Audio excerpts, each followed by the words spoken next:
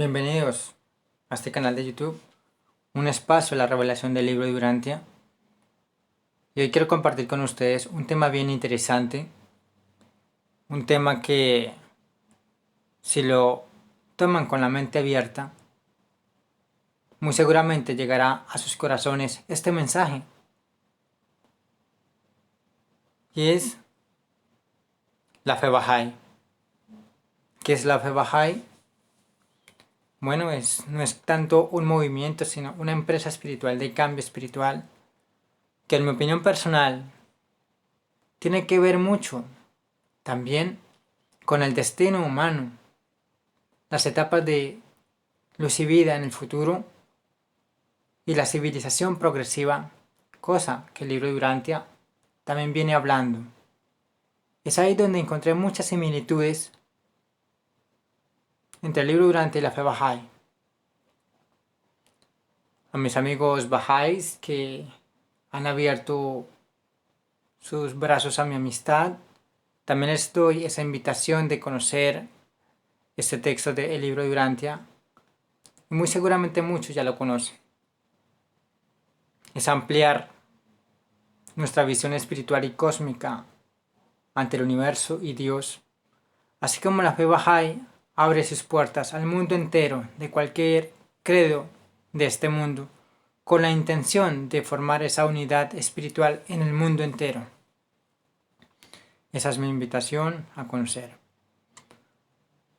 Pero haciendo énfasis en la fe Bahá'í, en mi opinión personal tocó mi corazón, es bien interesante porque en verdad mueve el alma, toca el corazón humano, te moviliza a actuar espiritualmente y no ser simplemente una persona, digámoslo así, autómata o lectora de algunos textos religiosos. Te lleva a movilizarte, te inspira espiritualmente y es eso lo que Dios Padre quiere que hagamos en este mundo. En la medida de lo posible iré exponiendo esta manifestación divina, que ya sabrán a qué me refiero. Y entrando en materia, conozcamos la fe Bahá'í. Es una religión que consta de unir a la humanidad en una causa y una fe común. Y eso es lo que Dios Padre quiere en este mundo. Una hermandad espiritual bajo su paternidad divina. Eso es lo que Dios quiere. Dios Padre aquí no quiere religiones llevando al abismo espiritual, a la muerte espiritual de las personas, sino más bien una unidad espiritual que nos lleve al cielo. Traer también ese cielo a la tierra. Es ahí donde también encontré muchas semejanzas entre la fe Bahá'í y el libro de Urantia, vuelvo y lo resalto. Por eso expongo este tema por este canal que aparentemente está dedicado al libro de Urantia exclusivamente, pero no es así. La humanidad va evolucionando y como dice ese texto, en épocas de transición también van apareciendo revelaciones y en esos tiempos seguramente así es. La gran pregunta es, ¿cuántas revelaciones hay en este mundo actualmente que desconocemos? Es de pensar realmente.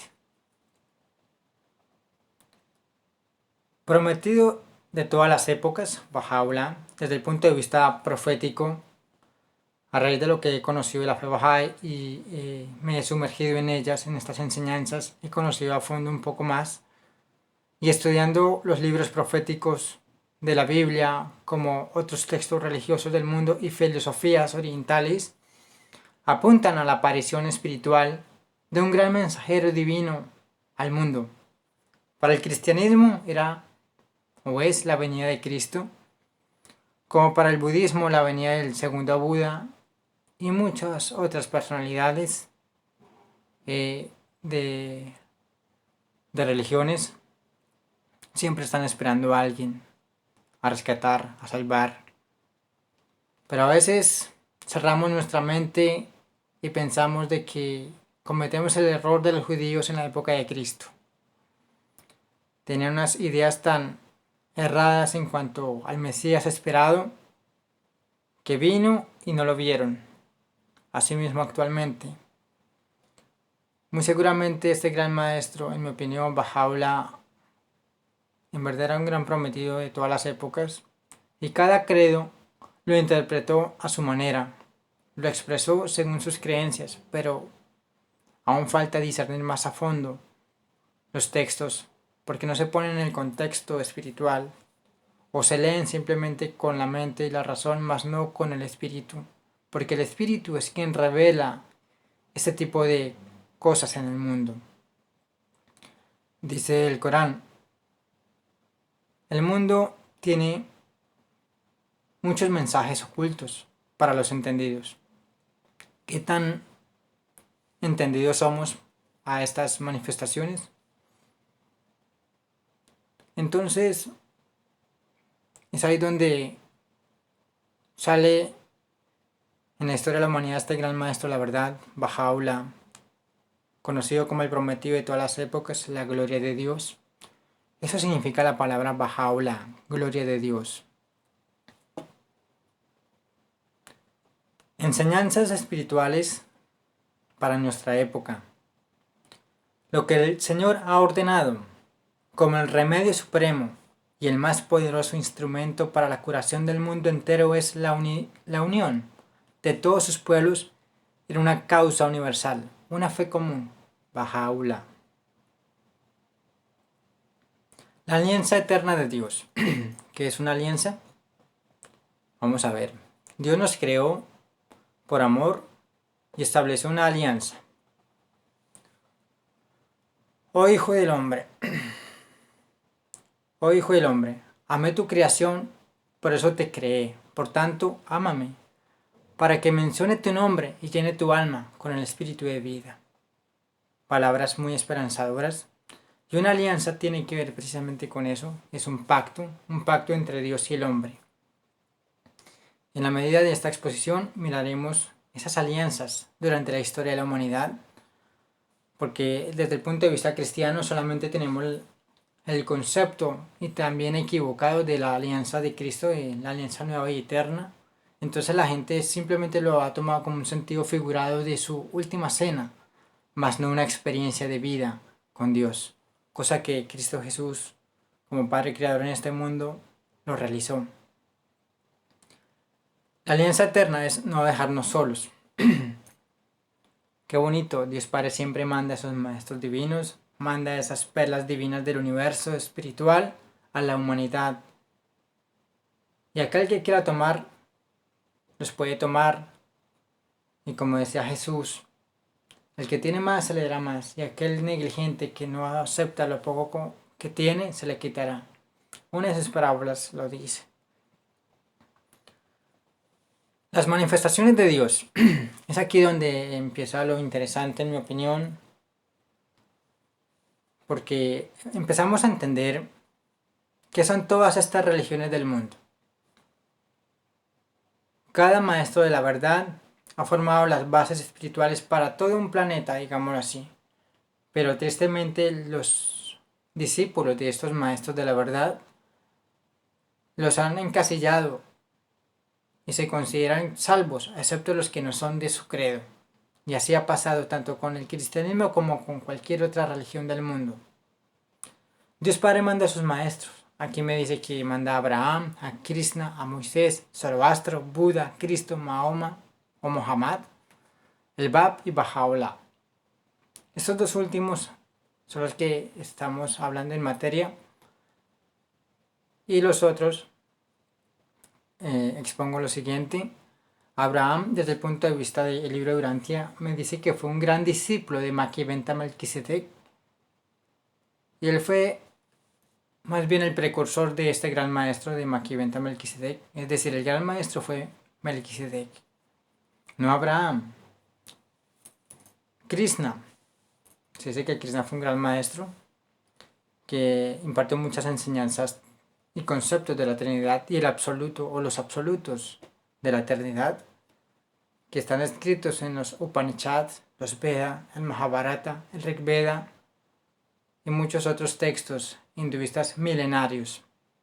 Desde el punto de vista del libro de Durante me dice que estas son enseñanzas setitas, es decir, Set, el hijo de Adán y Eva, llegó a la India con estas enseñanzas muy elevadas espiritualmente, pero con el tiempo se perpetuó y se contaminó estas enseñanzas y hoy en día la India es conocida por su millar de deidades antropomórficas, es decir, humanos deificados o endiosados, pero que se ha perdido el rumbo norte de esta maravillosa fe, pero aún así prevalece el término de el Brahman, el Krishna y Vishnu. Es la triada o la trinidad para el hinduismo, donde el universo es el sueño del Brahman, el supremo, la superalma de la creación. Desde un punto de vista de la revelación, sabemos de que es el ser supremo, pero el hinduismo lo toma como el Brahman. Es interesante este tipo de enseñanzas. Sería muy bueno mirarlas a profundidad y resaltar sus valores y sus enseñanzas divinas. Me habla de Zoroastro, contemporáneo de Buda, Lao Tse y Confucio, grandes maestros del siglo VI a.C. Habla de Buda, que obviamente es el fundador del budismo. Habla de Cristo, Muhammad, el fundador del Islam, el Corán, el libro sagrado de los musulmanes, que es un texto también bien interesante, siempre y cuando se tome juiciosamente, se resaltan grandes verdades espirituales de este texto.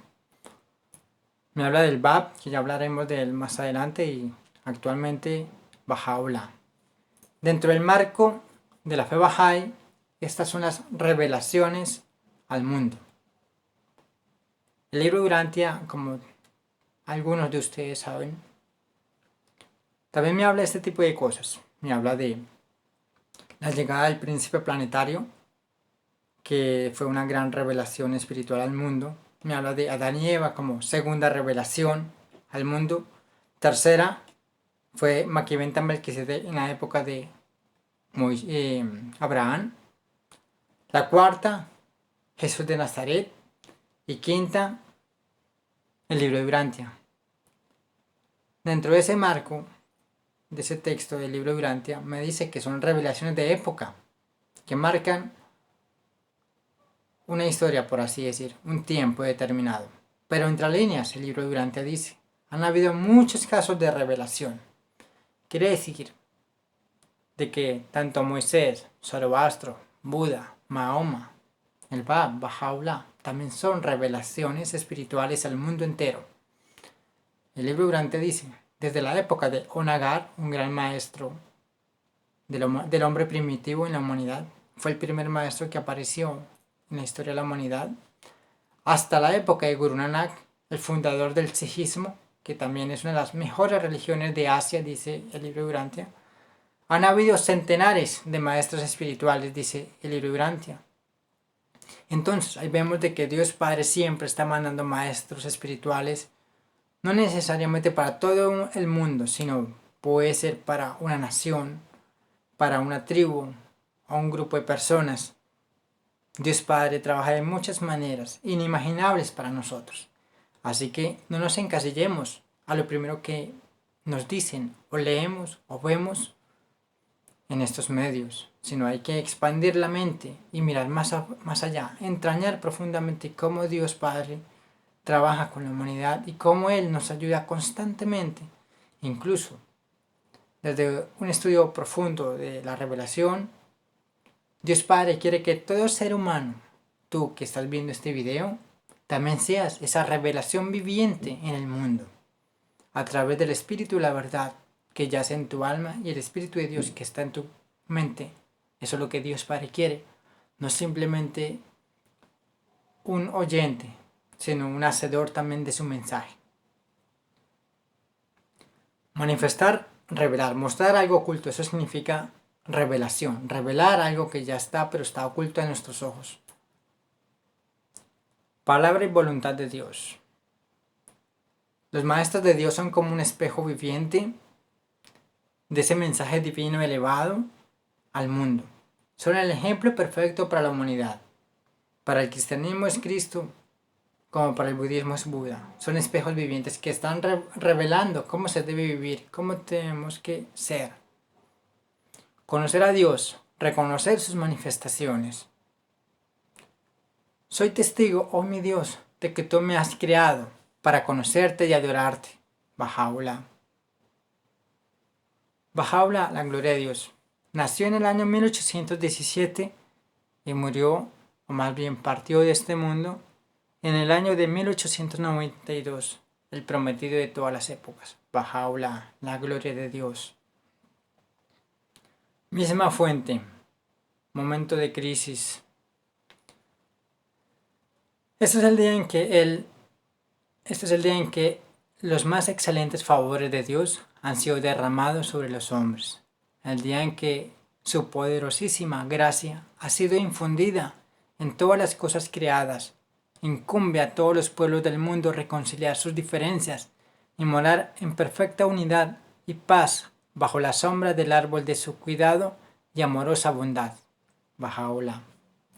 Qué hermoso, qué poético es el mensaje de Baha'u'lláh que llega al alma de todas las personas que en verdad buscan la verdad. La unidad de todas las naciones y las razas. Enseñanza base. La unidad de la humanidad. En diversidad. La unidad en diversidad. Nosotros como seres humanos somos como ese jardín. Diverso, ¿por qué? Porque así como en un jardín hay varios colores, en varias flores, pues así mismo la raza humana. Somos una variedad de razas que componen el mundo. Vosotros todos sois los frutos de un solo árbol y las hojas de una sola rama. Baha'u'lláh. Decía Jesús: yo soy la vid y vosotros sois los sarmientos, para dar frutos. Y rama o árbol que no dé frutos será cortado. ¿Qué hace una manifestación divina en el transcurso de la historia de la humanidad? Lo que hace un ser divino es limpiar el mundo, por así decir. Limpiarlo de conceptos equivocados que nuestro sentimentalismo humano ha abrazado y lo ha considerado como gran verdad. Pero lo que hace un ser divino es limpiar y elevar a la humanidad. Elevarlo en el pensamiento, elevarlo en espiritualidad, elevarlo en un progreso social, científico y artístico también. Todo lo que estoy diciendo es una manifestación externa de la manifestación divina de un ser divino en este mundo. Me parece interesante que Baha'u'lláh decía: soy una manifestación divina, una nueva dispensación espiritual al planeta.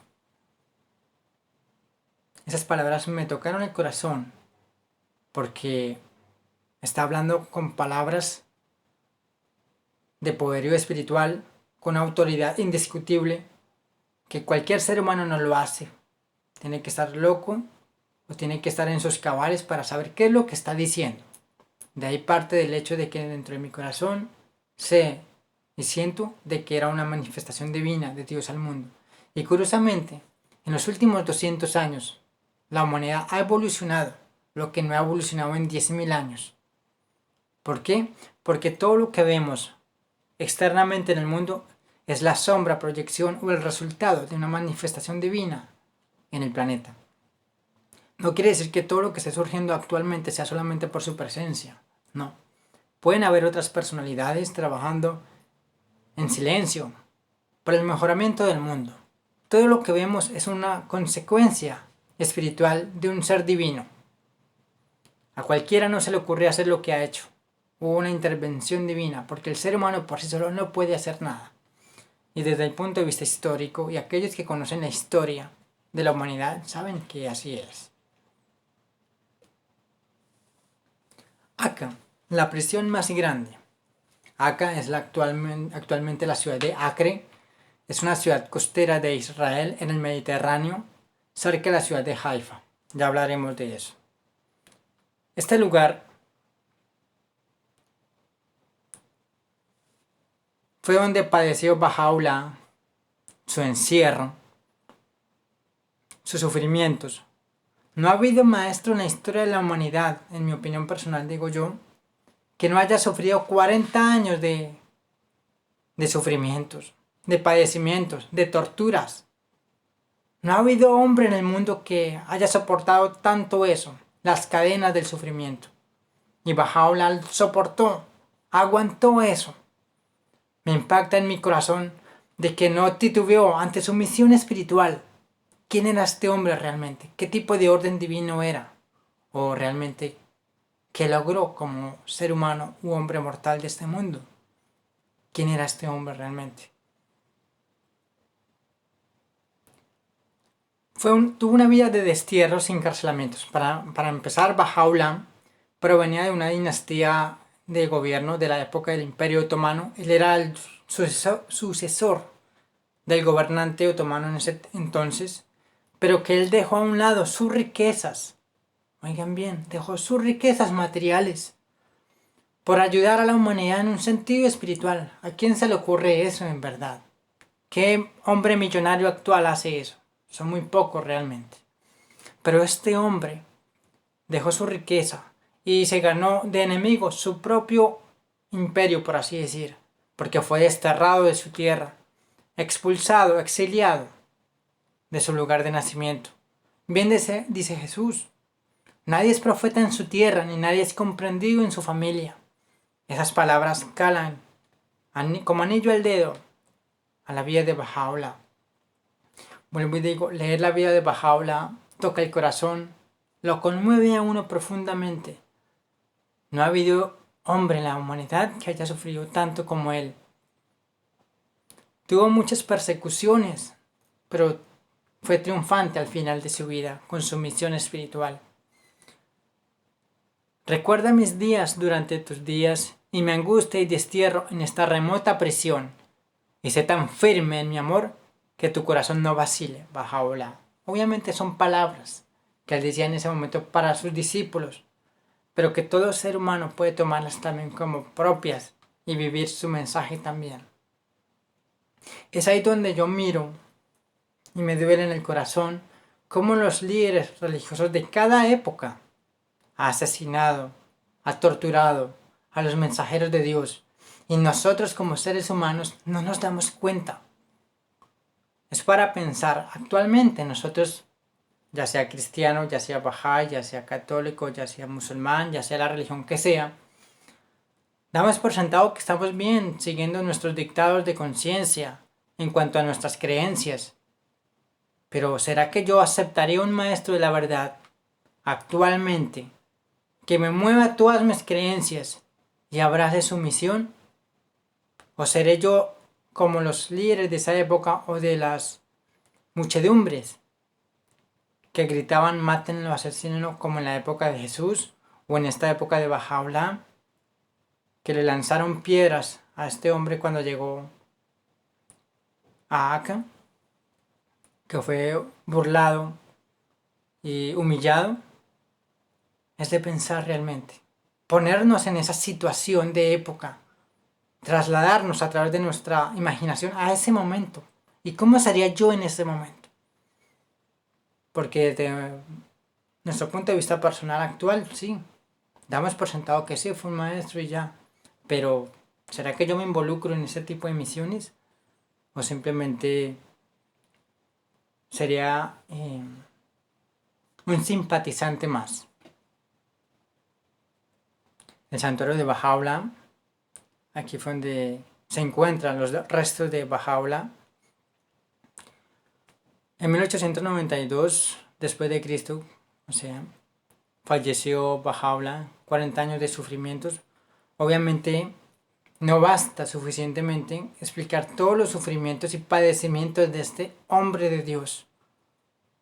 Se requiere de una dedicación constante y mirar todo lo que pasó. Este hombre que fue envenenado durante la historia por acabar su misión. Fue atacado de muchas maneras, incluso dentro de su propia familia. Se rebelaron en contra de su misión. Fue envenenado. Lo intentaron asesinar. Muchas cosas le pasaron, Dios mío. Y ahí es donde mi corazón se conmueve realmente. Como este hombre, su presencia movilizaba a otros incluso a buscar perdón. Vuelvo y los invito a conocer esta vida de Baha'u'lláh, a conocer su mensaje con mente abierta, corazón dispuesto.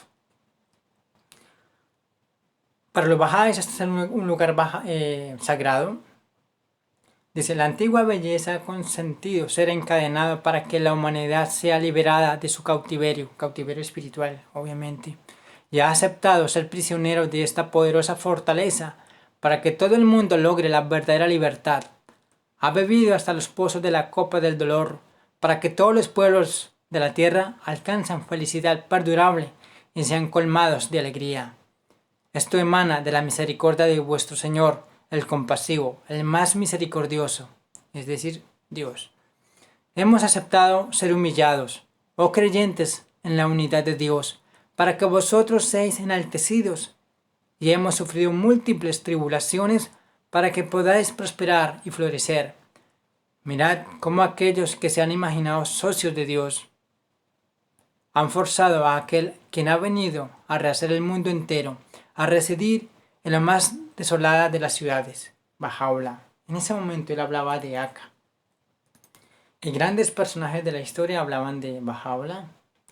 Es cuestión de que investiguen un poco y se den de cuenta quién era este maestro de Dios.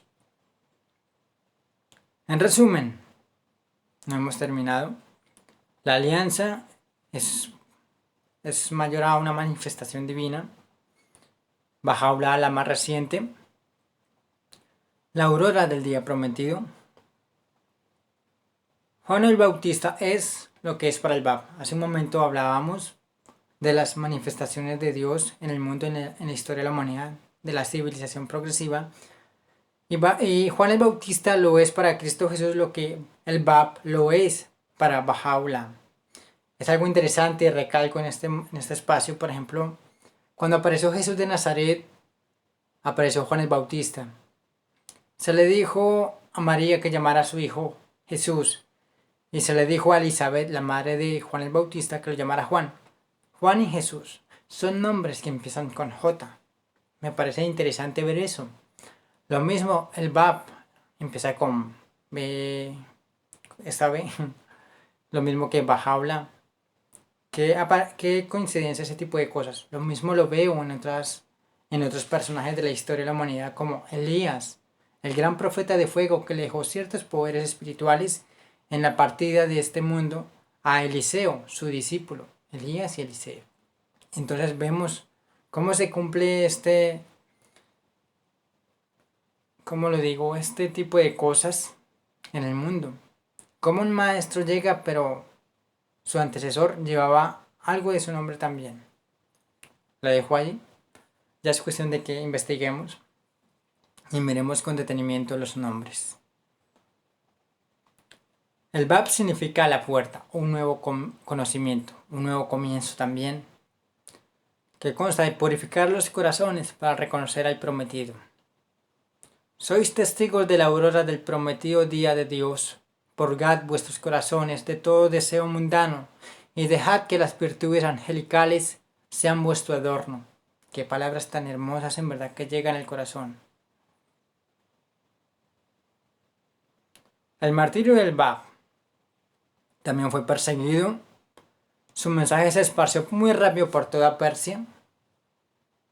Él nació en Shiraz, en el país actual de Irán.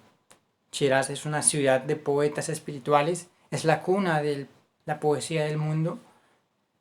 Es una ciudad muy interesante, pero desgraciadamente en Irán hay una persecución, son las secuelas de lo que vivió el Bab y Baha'u'lláh en su época.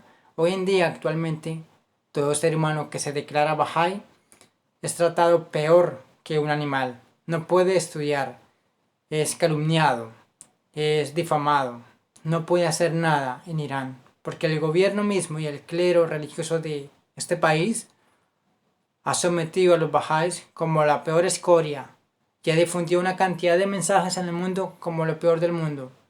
Qué triste. Aún así, actualmente ciertos gobiernos del mundo como en Canadá, Estados Unidos, España, las Islas Canarias se han pronunciado a ese hecho y buscando que los bahá'ís iraníes sean también tratados como los demás seres humanos sin importar el credo o religión. Es para que investiguen también un poco más en cuanto a lo que está pasando actualmente con los bahá'ís tanto en Irán como en el mundo. 750 soldados. Bueno, esto anterior de los soldados, según lo que yo he conocido de El Bab,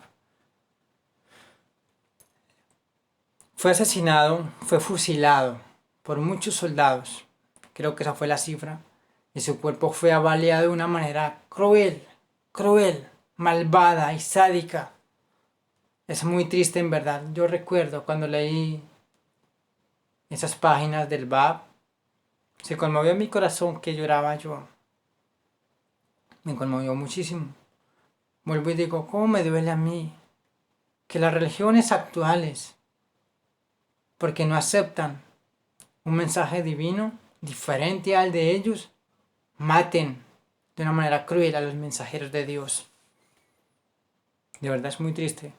Es curioso, cuando murió Jesús de Nazaret, el Padre Creador en la cruz, toda la ciudad se oscureció, tembló ese día. Una tormenta de arena golpeó el Gólgota y sus alrededores. Cuando murió este hombre, el Bab, toda la ciudad se oscureció también. Si mal no recuerdo fue en Teherán. Y también fue golpeada por 3 días seguidos a oscuras, con tormentas de arena. Dice Bahá'u'lláh, cuando estos hombres murieron, todo el universo lloró. Toda la creación tuvo un silencio sepulcral. Esas palabras me impactaron, porque como persona conozco por el libro de Urantia cómo murió Jesús y cómo todo el universo se silenció absolutamente. Quedó expectante la creación, como el ser humano mató a su propio Dios, mata a sus propios maestros de Dios, porque los religiosos de cada época no aceptan en su corazón este tipo de mensajes divinos que están para ampliar y dirigir a la humanidad hacia Dios. Cuando Bahá'u'lláh dijo esas palabras, me impactó muchísimo, porque me daba cuenta yo el tipo de ser que es Bahá'u'lláh. Cualquier hombre en este mundo no dice eso, nunca, ni se le ocurre por la cabeza. Actualmente seguramente sí, porque tenemos unas revelaciones más amplias, tenemos una mentalidad más universal, pero en esa época era muy difícil pensar o concebir esas ideas, y sin embargo se atrevió a decirlo. Y como dice Bahá'u'lláh ante estos homicidios de la religión, el maligno Satanás nunca duerme y acecha contra la humanidad, siempre está tentando al hombre de una y mil maneras. Son palabras profundas que decía Bahá'u'lláh en vida en este mundo. ¿Quién libra de las dificultades salvo Dios? Di, alabado sea Dios, todos somos sus siervos y todos nos atenemos a su mandato. Di, Dios satisface todo por sobre todo, y nada en los cielos o en la tierra satisface sino Dios. Verdaderamente, Él es en sí mismo el conocedor, el sostenedor, el omnipotente, el Bab. El santuario del Bab. En las faldas del Monte Carmelo se encuentra esta obra arquitectónica divina que para muchos supuestamente es una iglesia, pero no lo es, sino es un santuario. Allí se encuentran los restos del Bab. El cuerpo recuperado, bueno, la historia muestra que cuando fue asesinado el Bab, su cuerpo fue tirado en las calles de Bagdad, si no estoy mal. Y fue una odisea recuperar el cuerpo de el Bab. Tardaron 60 años para darle santa sepultura, como dice el cristianismo, para darle un lugar, qué sé yo, de descanso, como dice el cristianismo. Fueron 60 años de persecuciones por destruir el cuerpo de el Bab también, pero no pudieron. A la larga se cumplió la misión de darle un lugar de sepultura. Y este lugar tan hermoso y bello en el monte Carmelo, en Haifa, Israel, se encuentran los restos del Bab. Monte Carmelo, Tierra Santa, Haifa, Israel. Es la Tierra Santa para todos los Bahá'ís. Llama oh Sión, oh Carmelo, y anuncia las gozosas nuevas. El que estaba oculto a los ojos mortales ha venido. Su soberanía que todo lo subyuga está manifiesta. Su esplendor que todo lo abarca se ha revelado. Estate alerta.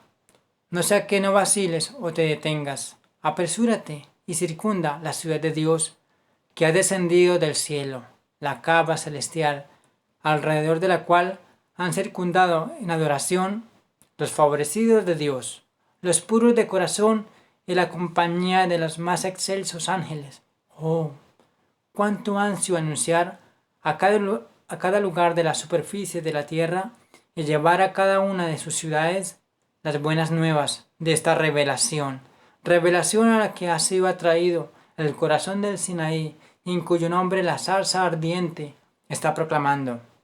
Los reinos del cielo y de la tierra pertenecen a Dios, el Señor de señores. Bahá'u'lláh. Ahora hablaremos de Abdul-Bahá. Abdul-Bahá, ¿quién es? Es hijo de Bahá'u'lláh. Es el centro de la alianza Evita las sectas. Es aquí lo que yo decía hace un momento, a comienzos del video. El cristianismo está esparcido con muchos términos. Está el cristianismo, está el catolicismo, están los evangélicos, la iglesia evangélica, están los testigos de Jehová y un montón de religiones. Lo mismo el judaísmo está dividido, no conozco mucho. Lo mismo el budismo y muchos credos en el mundo están divididos, cada quien considerando la verdad a su manera. ¿Qué hace Abdul-Bahá? Precisamente esa división, que no se formen esas sectas o sacerdotales buscando quién tiene la razón de qué, sino él unificó ese tipo de cosas y evitó que la fe Bahá'í se dividiera de esa manera. Intérprete significa que él era el que enseñaba la fe Bahá'í, o más bien enseñaba las enseñanzas de su padre Baha'u'lláh. Compartió los sufrimientos desde niño. Este hombre, desde los 9 o 8 años, fue sometido a encarcelamientos, fue sometido como a su padre, vivió lo peor en la vida. Es muy triste la verdad la vida de Baha'u'lláh y su familia. Baha'u'lláh tuvo varios hijos, de la cual uno de ellos murió en la cárcel. Abdul-Bahá, obviamente, a Dios gracias, vivió hasta la vejez y es considerado el ejemplo perfecto de la vida Bahá'í. ¿Por qué ejemplo perfecto? Yo que he conocido las enseñanzas Bahá'ís, he conocido la vida de Abdul-Bahá y de Baha'u'lláh, puedo decir de que Abdul-Bahá es como la manifestación espiritual del espíritu y la verdad en el mundo. Lastimosamente las fotos de aquel entonces se tomaban a blanco y negro, pero en sí tenía una cabellera plateada, una barba plateada, su mirada tierna y su parentesco iluminador atraía las mentes y corazones de aquel entonces. Fue el primer maestro de la verdad, primer maestro de Oriente que llegó a tierras norteamericanas. Llegó a Estados Unidos y a Canadá enseñando el mensaje de su padre, o más bien el mensaje de Dios, como él decía. Fue liberado anciano, viajó por Europa y enseñó en Estados Unidos, como les decía. ¿Liberado anciano de qué? De la cárcel. Fue un hombre, un ser humano que vivió cosas impresionantes, Dios mío, que ningún ser humano puede refutar, de que obviamente cualquiera no puede aguantar tales tratos. Pero esa antorcha viviente espiritual de su alma se mantuvo fuerte y a pesar de los fuertes vientos nunca se apagó y se mantuvo en pie de lucha por la causa de su padre y maestro, Baha'u'lláh. Hay mucho que más decir de Abdul Baha. Decía una niña de Francia. Él es Jesús de Nazaret, el maestro Jesús cuando era viejito. Me pareció tan curiosa la expresión de esta niña francesa que a pesar de que nunca supo de Jesús cuando estuvo en vida, porque es Bahá'í, pensaba que Jesús de Nazaret era así, de viejito. Qué bonito, qué palabras tan hermosas. No es una comparación a burla, sino es esa inocencia espiritual de una personita por querer ver a Dios. Hablaremos ahora de Chogy Effendi, la sede de la Casa Universal de Justicia. Chogy Effendi es o fue el guardián de la fe, nieto de Abdul Baha. También fue intérprete de las enseñanzas de Baha'u'lláh. ¿Y por qué hubo esto? Con la intención de que la fe Bahá'í no se dividiera. Él dejó las bases para la formación de la Casa Universal de Justicia, que ya hablaremos de ello. Él expandió la fe, aclaró muchas dudas, también se levantaron en contra de él, hubo rebeliones en contra de su persona, como en la época de Baha'u'lláh y en la época de Abdul Baha. Todos vivieron lo peor, muchos discípulos se levantaron en su contra, pasaron muchas cosas. De verdad, es poco lo que yo digo. Se requiere de una dedicación espiritual, de conocer un poco más la fe Bahá'í. ¿Qué pasó con estos hombres? ¿Cómo llevaron a cabo su misión? Es muy interesante. La Casa Universal de Justicia, la institución suprema actualmente. Oh pueblo, en verdad, la suprema Casa de Justicia está bajo la sala de vuestro Señor, el compasivo, el todo misericordioso, esto es, bajo su protección a los creyentes, firmes a obedecer a aquel bendito y santificado cuerpo que todo los juzga, cuya soberanía es divinamente ordenada y es del reino del cielo, y cuyas leyes son inspiradas y espirituales. Palabras de Chogy Effendi. La oración. Vamos a hablar cómo ve la oración la fe Bahá'í. Son leyes divinas que conllevan a mayor felicidad, paz y orden. Oración diaria es un alimento al alma y es una conversación con Dios. La oración es precisamente eso, más no recitar de memoria el Padre Nuestro como hace el cristianismo, cualquier texto de rezo, no sé cuál más usarán. Pero no es cuestión de recitar palabras que otro diga, sino lo que nace en mi alma hacia Dios. Eso es conversar con Dios, es comentarle mi vida a Dios, cómo la estoy viviendo, comentarle abiertamente como cuando uno habla con un amigo que se encuentra. Eso es hablar con Dios. Soy testigo, oh mi Dios, de que tú me has criado para conocerte y adorarte. Soy testigo en este momento de mi impotencia y tu poder, de mi pobreza y tu riqueza. No hay otro Dios más que tú, el que me ayuda en el peligro, el que subsiste por sí mismo. Baha'u'lláh. Todos estos textos son expresiones u oraciones que hacía Baha'u'lláh y Abdul Baha. Baha'u'lláh prohíbe la murmuración. ¿Por qué? Eso conlleva la calumnia, el chisme. Abdul Baha dice: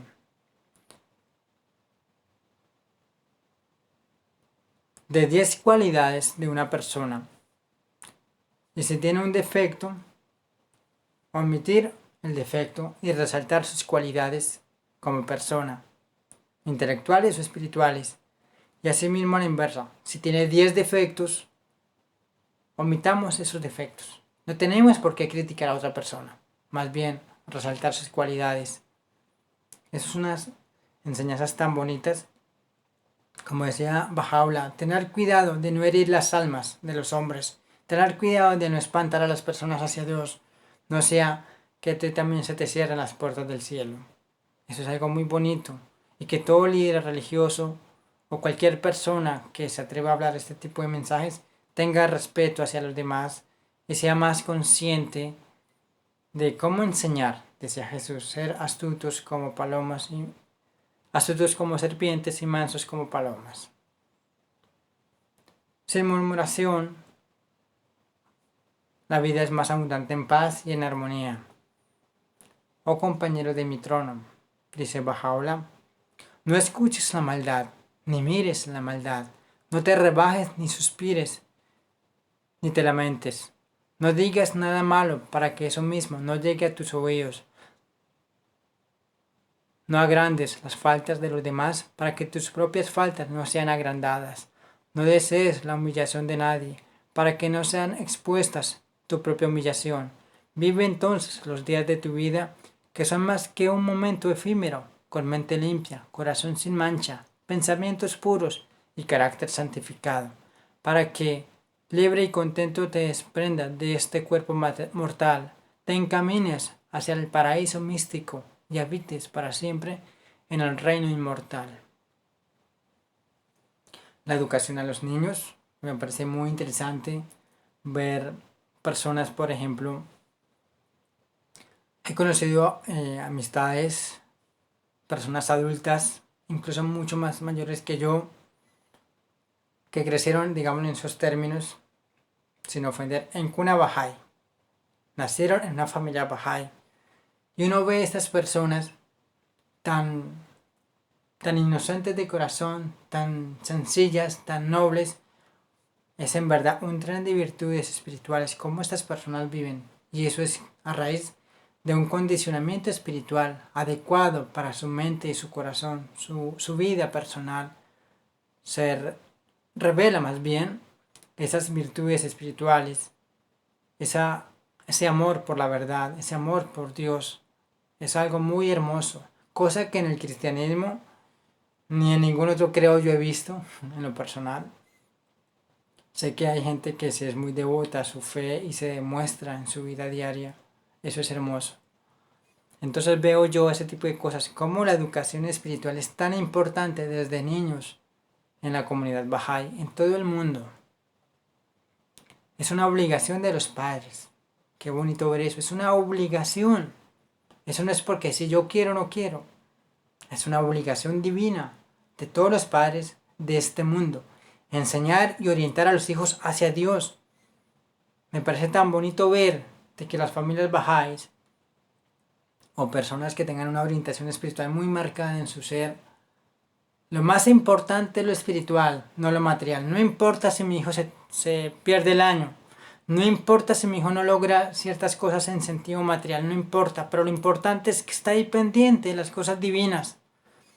Pero tristemente no vemos eso en todos los hogares. Es más importante cumplir ciertos requisitos sociales que las espirituales. Es ahí donde como padres fallamos a esa gran misión. ¿Qué dice Abdul Baha en cuanto a esto? Me parece muy bonito como Abdul Baha dice: los amados de Dios, los hombres y las siervas del misericordioso, las mujeres, deben educar a sus hijos con todo el corazón y formarlos en la escuela de la virtud y la perfección. No deben ser negligentes en este asunto, ni deben ser deficientes. Eso es para pensar y reflexionar a nuestra vida personal con nuestros hijos. En verdad, sería mejor que el niño nunca viviera antes de que dejarlo crecer en la ignorancia espiritual. Porque ese niño inocente en su vida adulta se vería afligido por innumerables defectos, responsabilizado ante Dios e interrogado por Él, regañado y rechazado por la gente. ¿Qué pecado sería este? ¿Y qué omisión tan grande? La primera obligación de los amados de Dios y de las siervas del misericordioso, hombres y mujeres, es esta. Deben tratar por todos los medios de educar a ambos sexos, masculino y femenino, a los niños y a las niñas. No hay diferencia alguna entre ellos. Qué bonito ver eso. Me recuerda cuando En el cristianismo, yo recuerdo que asistí a una iglesia cristiana hace muchos años, obviamente. Yo tenía como 17 años. Y yo entré a una iglesia y me acuerdo tanto que ponían a los niños a un lado a jugar, mientras que los adultos estaban, digo yo, en comunión con Dios, supuestamente. Entonces yo veía eso y se me hacía muy extraño ver ese tipo de cosas a raíz de que yo como persona, desde niño yo pues crecí con esas inclinaciones religiosas o espirituales, filosóficas, de indagar, de buscar la verdad, de querer entender, ya que a mis 11 años leía bastante y leía muchos textos religiosos, tanto de la Biblia, que era lo que tenía en ese entonces, como cualquier otro texto astronómico o filosófico. Entonces ver eso me parecía impactante a ese momento. Y hoy en día ver esto, cómo hacen los bahá'ís, cómo educan a sus hijos, eso es un legado para las futuras generaciones. Así como fueron educados, ellos continúan con ese legado. Qué bonito. Acerca del alcohol y las drogas. Primero que todo se pide una diversión sana, nos distingue de los animales que la inteligencia. El alcohol elimina ese don, nos lleva a conducirnos o a actuar como animales, mata a los amigos, daña la salud y la economía familiar en declive. No necesariamente que una persona tenga una vida económicamente estable, sin drogas, sin alcohol, no significa que sea espiritual. Puede ser una persona secular, puede ser una persona que tenga una base en términos de creencia y está, o más bien tiene la base para seguir en esa búsqueda espiritual, pero muchas veces las personas se quedan en ese nivel de vida, hay que trascenderlo. Oh hijo del espíritu, dice Baha'u'lláh, te creé rico, ¿por qué te empobreces? Te hice noble, ¿por qué te degradas?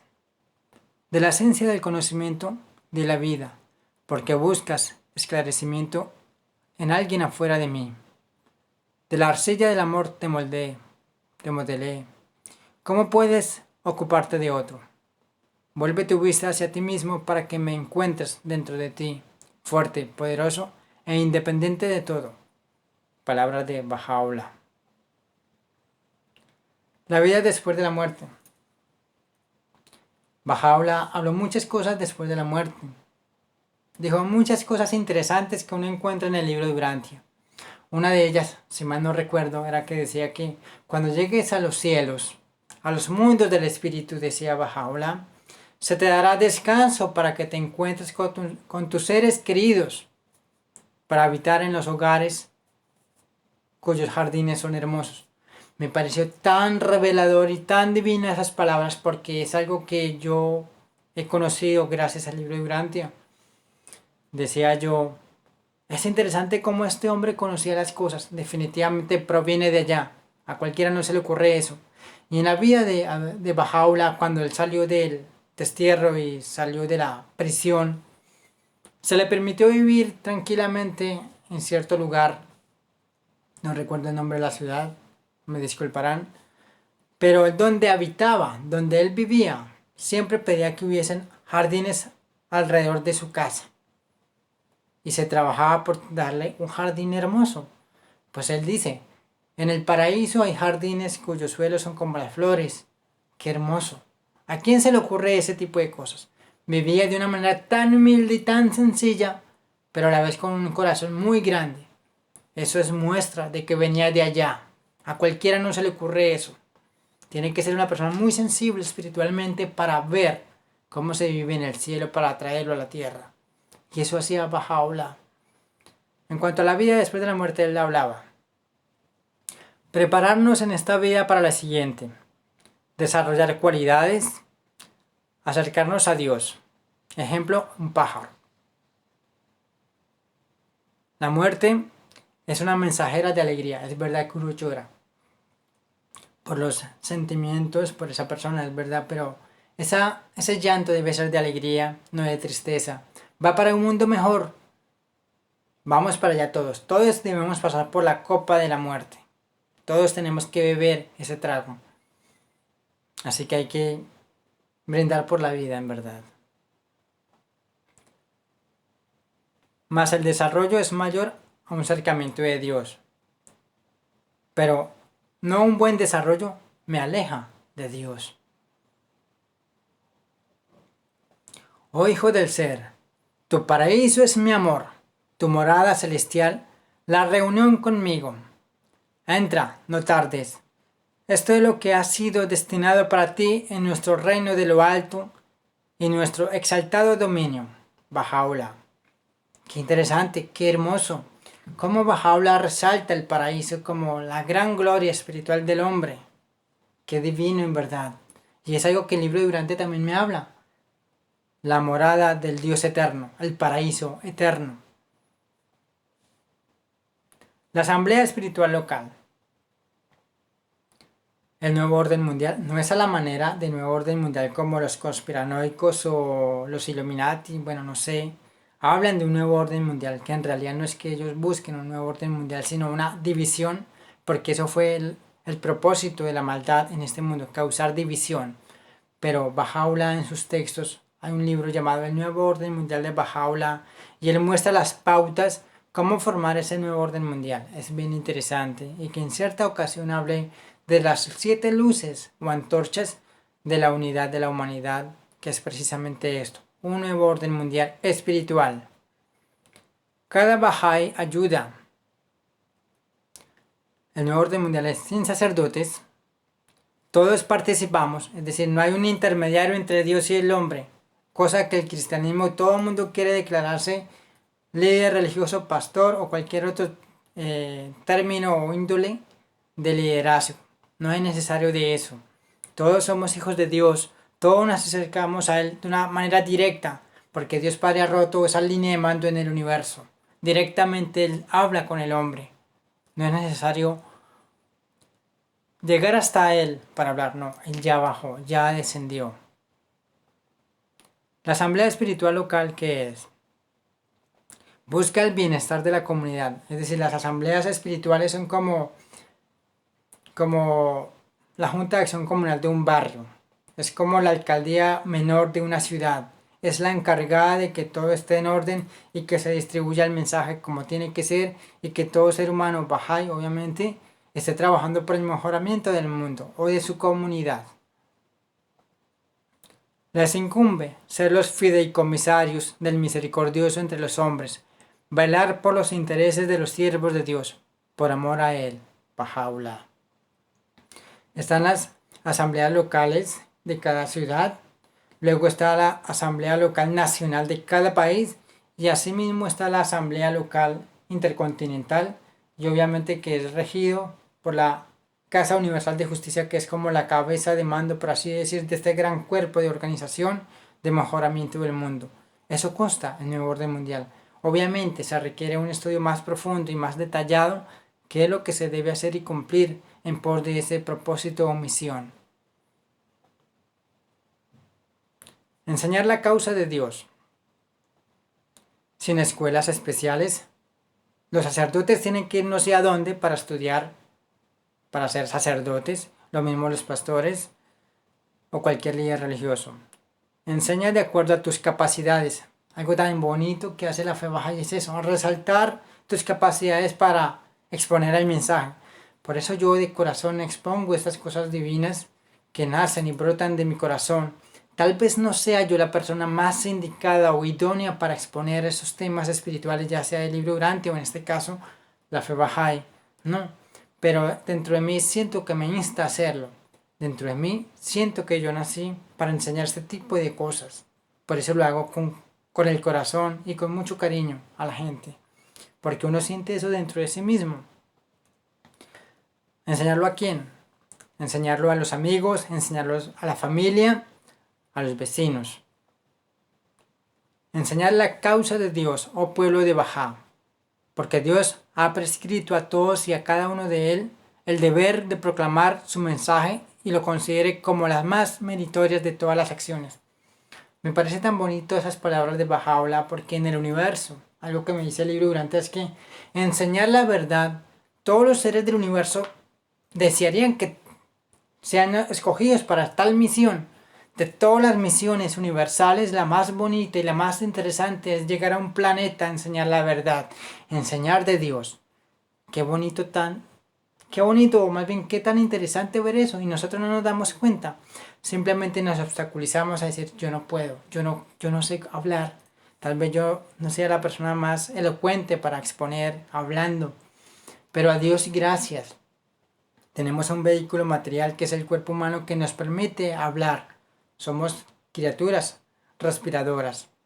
Tomamos aire, exhalamos, y gracias a esa acción tenemos unas cuerdas vocales que nos permiten a exponer las palabras. Entonces es aprovechar al máximo ese tipo de cosas. Dice Yanni, un músico de Grecia: la voz humana es el instrumento más expresivo del hombre. Qué hermosas palabras también. Y qué bonito más aún hacerlo en pos de un mensaje espiritual que llegue al corazón de los demás.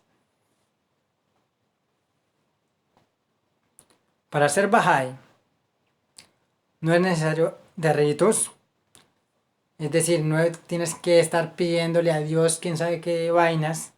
No tienes que estar dándose golpes de pecho, ni dándose látigo, ni estar de rodillas subiendo. Por ejemplo, en Bogotá, en la ciudad de Bogotá hay un monte, una montaña llamada Monserrate. Entonces mucha gente, tristemente, sube de rodillas, más de 1000 escalones de rodillas, supuestamente para buscar el favor divino.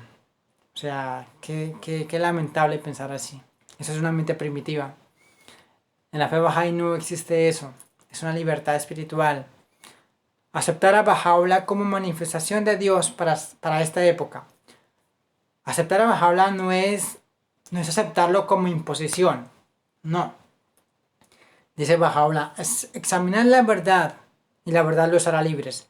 Él invitaba a que estudiaran sus enseñanzas y que en su corazón sintieran esa verdad espiritual de que Él es o era una manifestación para este mundo.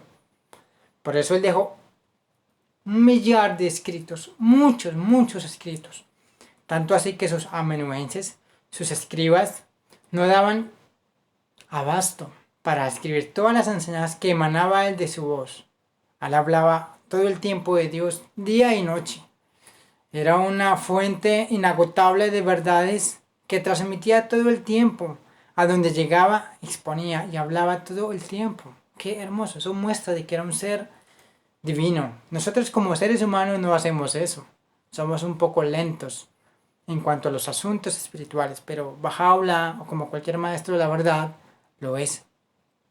Entonces, aceptar a Baha'u'lláh como maestro no es una imposición, es algo que tú sientas en tu corazón. Yo por eso, cuando conocí la fe Bahá'í, sentí dentro de mi corazón una gran realidad, una gran verdad espiritual en estas enseñanzas. Me di cuenta rápidamente de que este hombre provenía de las alturas divinas. No era un hombre ordinario, era un hombre en verdad de Dios.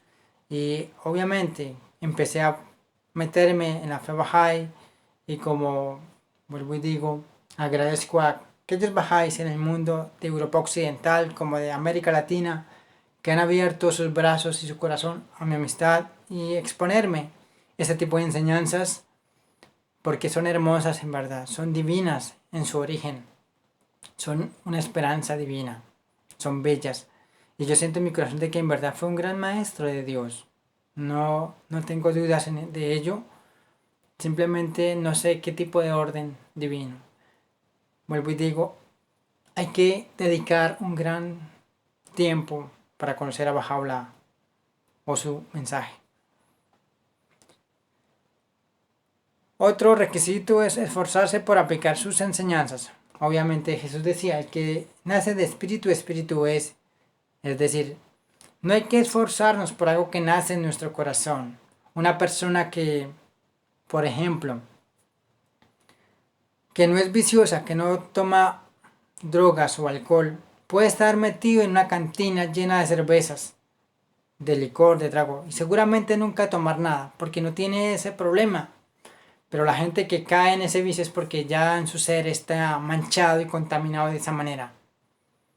Entonces, aquí dice que hay que esforzarnos, sí, desde un punto de vista humano seguramente sí, pero cuando algo te nace en tu corazón, no hay esfuerzo, simplemente buena voluntad al actuar, al hacer las cosas. Es un verdadero Bahá'í aquel que se esfuerza día y noche por progresar y avanzar por el camino del esfuerzo humano, cuyo más caro deseo es vivir y actuar de tal manera que enriquezca e ilumine al mundo, cuya fuente de inspiración es la esencia de la virtud divina, cuyo propósito en la vida es comportarse de tal manera que sea causa de progreso infinito. Solo cuando alcance tales dones de perfectos se puede decir de él que es un verdadero Bahá'í. Asimismo es para el cristianismo, son pocos los que son cristianos en nombre de Cristo Jesús, auténticos discípulos de él actualmente, son pocos en verdad, incluso con todo respeto algunos Bahá'ís, que uno pues obviamente se va dando cuenta, pero qué bonito es que casi la mayoría de las personas Bahá'ís tienen una inclinación divina y un servicio desinteresado por la humanidad. Bien, eso fue conocer la fe Bahá'í. Agradezco muchísimo de todo corazón por escucharme, por despertar esa empatía o ese interés de conocer esta filosofía espiritual. Vuelvo y digo, tiene mucho parentesco con el libro de Urantia. A los Bahá'ís, con todo respeto también, los invito a conocer esta revelación divina que también es para ustedes porque hacen parte de este mundo. Muy seguramente, si se atreven a hacerlo, ampliarán sus conceptos espirituales ya anidados en su corazón y verán las cosas de una manera mucho más amplia. Una revelación no quita, sino agrega. Así que no hay que tener miedo a conocer este tipo de verdades espirituales que Dios Padre tan arduamente trabaja. Esta exposición es muy corta en verdad para tantas cosas que hizo Baha'u'lláh, o más bien lo que hace la fe Bahá'í durante la historia, ya que es un proyecto que, como dice Baha'u'lláh, es un proyecto, es una empresa espiritual para los futuros 500.000 años. ¿Qué hombre hace ese tipo de cosas? Nadie. También decía Baha'u'lláh, dentro de 1000 años se recogerá la cosecha espiritual de esos tiempos. Va a aparecer un gran maestro espiritual. Curiosamente, el libro de Urantia dice que esta cosecha espiritual de esos tiempos es para los futuros 1000 años. ¿Qué va a pasar en 1000 años? Es interesante. Obviamente, un estudio profundo de todas estas enseñanzas nos ponen a un nivel más elevado espiritualmente e intelectualmente. No es necesario esperar 1000 años para conocer esos resultados. Podemos ser la evidencia de esos 1000 años actualmente, porque nuestra mente capta el mensaje futuro para la humanidad y ser esas luminarias actuales al mundo entero. Eso es mi sentir, mis palabras de corazón. Agradezco de todo corazón a ustedes por escucharme. Que Dios Padre esté con todos ustedes por siempre. Se despide de ustedes su amigo Omar Durantia. Gracias.